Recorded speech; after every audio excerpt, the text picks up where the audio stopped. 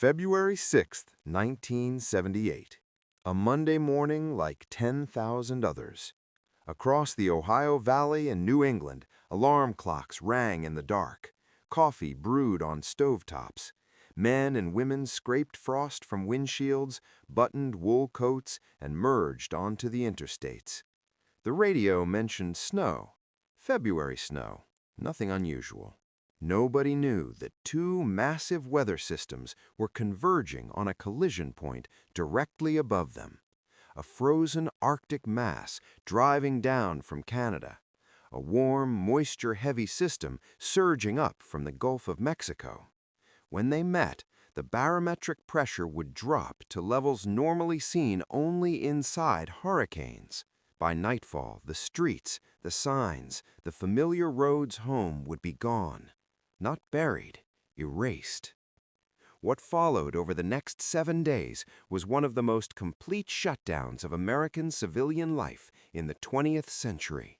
Roads became graveyards, homes became fortresses, and a generation of Americans discovered something about themselves that no ordinary winter could have revealed. This is the Great Blizzard of 1978.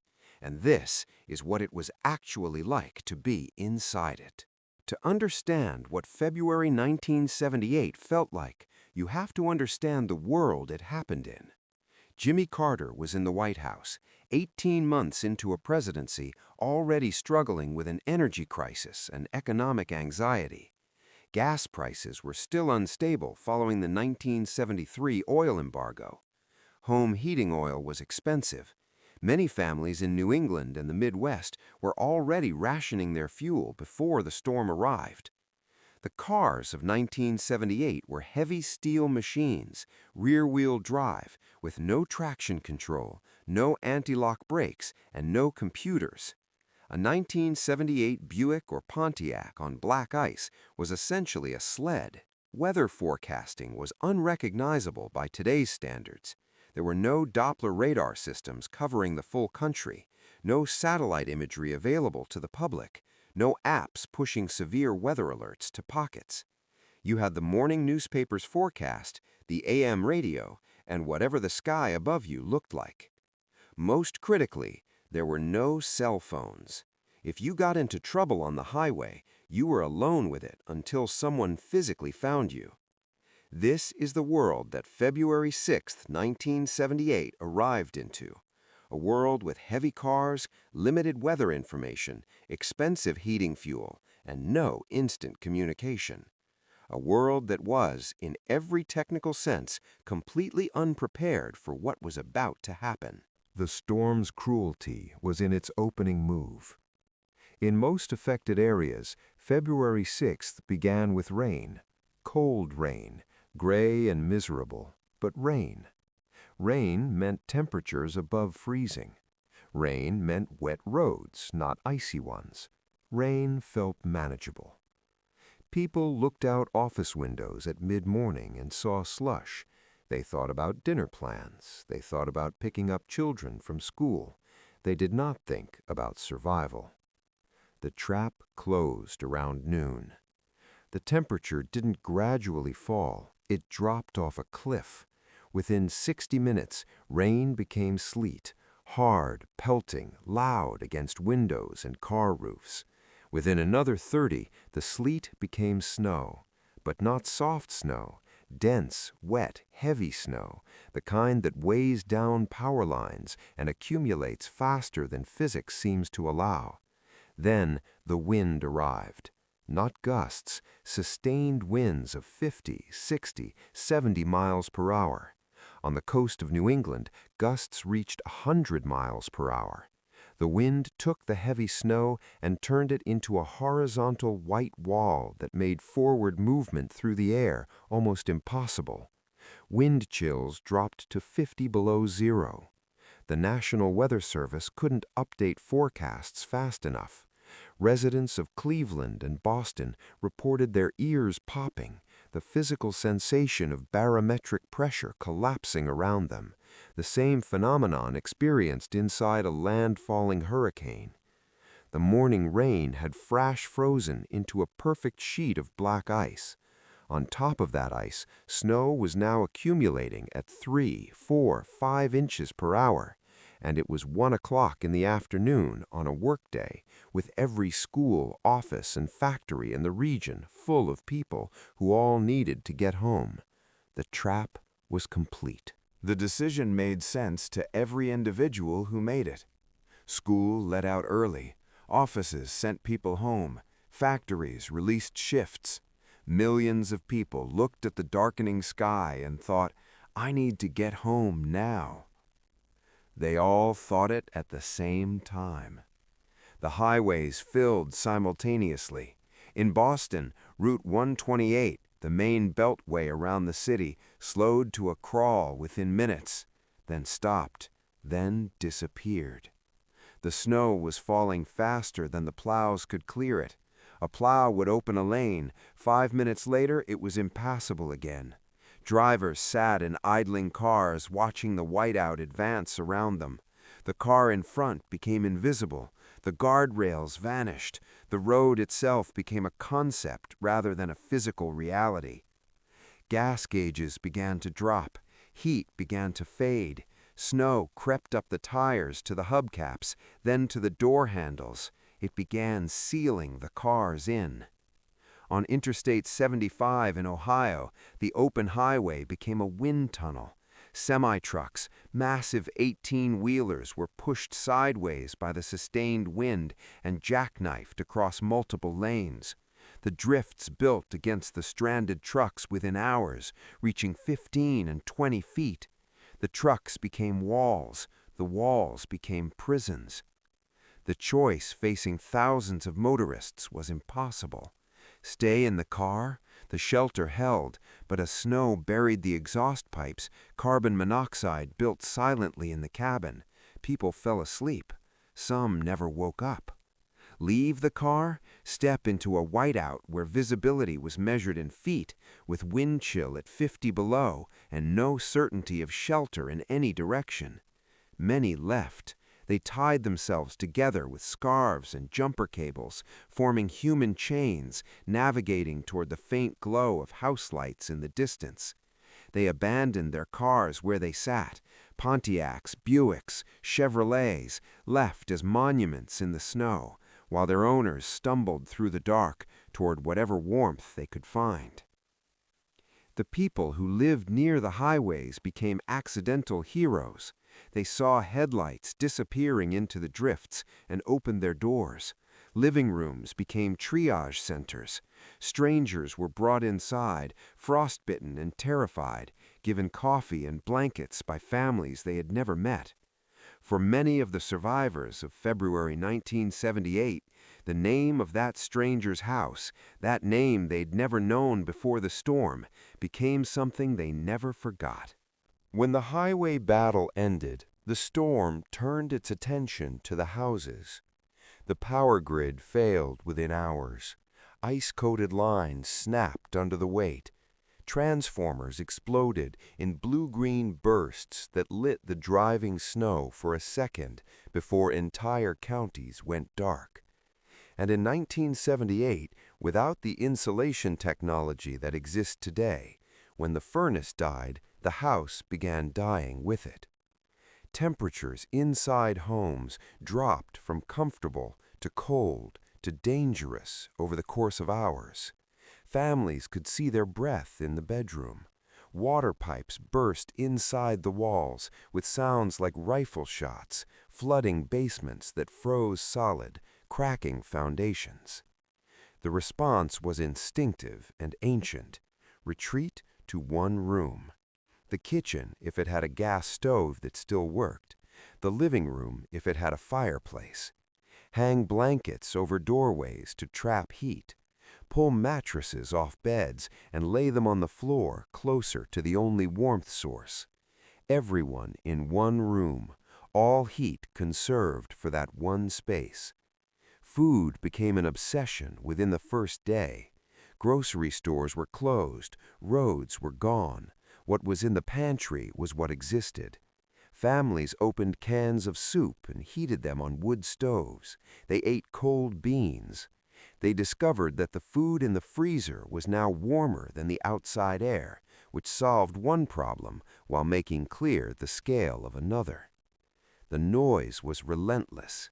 This is what survivors consistently describe first when asked about the experience. The wind did not stop for 3 days. It battered the siding. It shook the roof. It sounded, people said, like a freight train permanently parked overhead. The house groaned under the snow weight, and in the darkness, under piles of blankets, with the wind screaming outside and the radio the only connection to the outside world, families simply waited. The radio DJs became the unlikely heroes of the siege.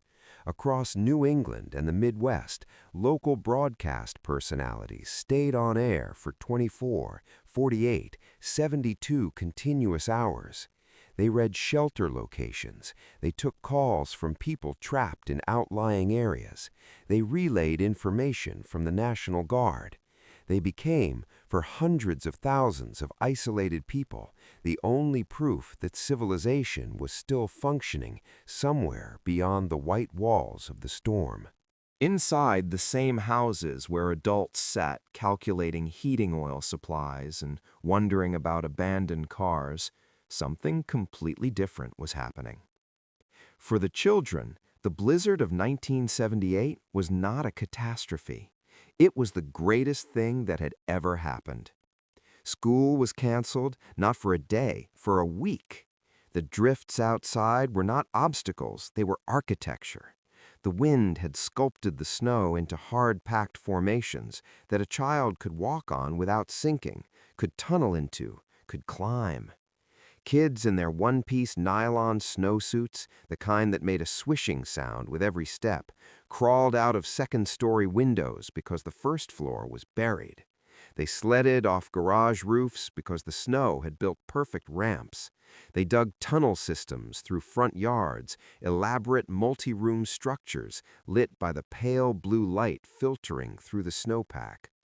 They walked down the middle of main streets that were normally rivers of traffic, now silent white canyons where children were the only moving things. They pulled sleds to the corner store on supply runs for their parents, mission-proud and completely unafraid. The fear in their parents' eyes was invisible to them. The dwindling woodpile was not their problem. The absent paycheck was not their reality. What they saw was a world transformed into something from a story, and they were the heroes of it. For those children, now in their 50s, the blizzard of 1978 is not a trauma, it is a landmark, the adventure by which all other adventures are measured. By the third day, the scale of the emergency exceeded what local government could manage. Police cruisers were buried to their roofs. Fire engines couldn't move. The mayors of Boston and Cleveland and a dozen smaller cities had effectively lost physical control of their territories. The National Guard was mobilized, not for a riot, not for a war, but to fight snow. The sight was surreal. In the residential neighborhoods of Boston and suburban Ohio, M60 tanks and armored personnel carriers moved down streets where station wagons and school buses had been the week before. They were the only vehicles with the weight and track systems to crush through the drifts. And they weren't carrying weapons. They were carrying bread. They were carrying milk. Soldiers in full winter gear rode on truck beds, delivering prescriptions to elderly people sealed in their homes. Helicopters landed on high school football fields to evacuate heart attack patients. But the military couldn't be everywhere. And this is where the storm revealed something about the people it had trapped. The Snowmobiles came out. Across New England and the Midwest, anyone who owned a snowmobile became a first responder. They were not government employees. They were not trained rescue workers. They were neighbors, hardware store owners, factory workers, farmers who organized themselves into informal rescue networks within hours. They ferried doctors to hospitals. They carried police officers to emergencies. They delivered insulin to diabetics, baby formula to families with newborns, firewood to houses where the last log had burned the previous night. They moved through the buried highways like a citizen navy, threading between the abandoned cars, operating on no authority except the obvious need in front of them. For 1 week, the ordinary social architecture of American life had been torn away. What remained underneath was simpler and, in its way, more impressive. If your neighbor's house was dark and yours had heat, you went and got them. If someone's car was stuck, you pushed it. No payment, no hesitation, no social calculation. The cold had stripped everything down to the irreducible core. People needed each other, and they showed up. The storm broke on Thursday. The low-pressure system moved out to sea. The sun returned. It glared off the landscape with a brightness that hurt after days of gray. And in that silence, the first real silence in nearly a week, people began to understand what the storm had left behind. The cleanup took weeks, in some places, months. The drifts had reached traffic lights. The first floors of houses were buried. Cars on the highways sat under 10 feet of compacted snow, and digging them out was archaeology, guessing which white mound was a Volkswagen and which was a mailbox. The death toll was grim. Nearly 100 people died in Massachusetts and Rhode Island alone. Across the full affected region, the total was far higher. Roofs of warehouses and sports arenas collapsed under snow weight. Businesses lost millions. The economic damage took years to fully calculate. And it exposed something true about the humans themselves, that when the system failed, they didn't fail with it. They opened their doors. They tied themselves together with scarves. They drove their snowmobiles through blizzard conditions to deliver medicine to strangers. They made room on their living room floors. The great blizzard of 1978 buried America for a week, and then America dug itself out. If these stories moved you, hit subscribe. History isn't just dates and names, it's the people who lived through it. New story every week. Drop a comment telling me where in the world you're watching from. It genuinely means everything to know these stories are reaching you.